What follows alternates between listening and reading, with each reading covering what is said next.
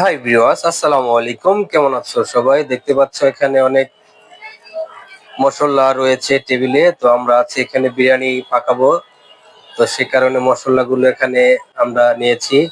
তো দেখতে পাচ্ছ আবার আমরা মশলাগুলো সুন্দরভাবে এখানে কষানো হচ্ছে। পাতিলে মশলা দিয়ে দিয়েছি, এখানে কষানো হচ্ছে। তারপরে মাংস দিয়ে আমরা নাড়া দিব। তো মাংস দিয়ে দিয়েছি, এখন নাড়তেছি। দেখতে পাচ্ছ সেই রকম একটি এই তরকারি রান্না হয়েছে। তো আমরা বিরিয়ানি পাকানোর সময় আসলে মাংস আগে ভালো করে সিদ্ধ করে নেই। তো দেখতে পাচ্ছেন আমাকে, তো আমার সাথে আমার সহকারী আছে আরেকজন।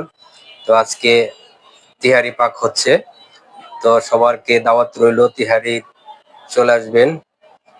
তো দেখতে পাচ্ছেন টেবিলে আরো কিছু মশলা রয়েছে, আমরা চাউল দেওয়ার সময় সেই মশলাগুলো দিব। তো যা হোক, মাংস দেখতে দেখতে হয়ে গেল। দেখতে পাচ্ছেন পাতিল নিয়ে চলে আসছে আমার নাতিন, তো টেস্ট করতেছে, মুড়ি দিয়ে খাবে। তো যা হোক, দেখতে পাচ্ছেন সেই একটি গ্রান এবং সেই একটি কালার চয়েসফুল হয়ে গেছে। এখন আমরা এগুলো নামাবো, নামিয়ে ডিশে বেড়ে রাখবো, পাতিয়ের মধ্যে একটা বলে রাখবো আর কি। যা হোক, তো দেখতে পাচ্ছেন আমরা এখন রেখে দিয়েছি এগুলো বলের ভিতরে। তো তারপরে আমরা পাতিলে আবারও পানি মেপে পানি দিয়ে দিব এবং চুলায় বসিয়ে দেব। তো যা হোক, অনেক ভিডিও লম্বা হয়, ছোট করে দিলাম। পানি দিয়ে আমরা চাউল দিয়ে দিয়েছি।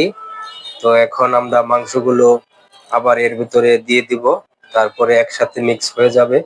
তো দেখতে পাচ্ছেন আমি মাংস বলে থেকে আবার ডেগে দিয়ে দিলাম।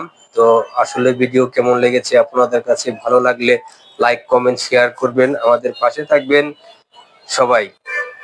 তো সবসময় সাপোর্ট করবেন আমাদের, আমরা যাতে আরো ভালো ভালো কিছু আপনাদের উপহার দিতে পারি। তো এখন আমরা সুন্দর করে নাড়া দিয়ে ঢেকে দিব। ঢেকে দেওয়ার পর আমরা এটার হিট দিব। যা হোক, হিট দিয়ে আমরা পাতিল নামিয়ে নেব। তো হিট দেওয়া হয়ে গেছিল, তো দেখতে পাচ্ছেন জাল কমিয়ে দেওয়া হয়েছে। এখন গ্যাসের চুলা যেহেতু, এখন জাল কম দিতে হবে। তো ধন্যবাদ, আমাদের তিহারি পাক হয়ে গেল। এবার নামাবো।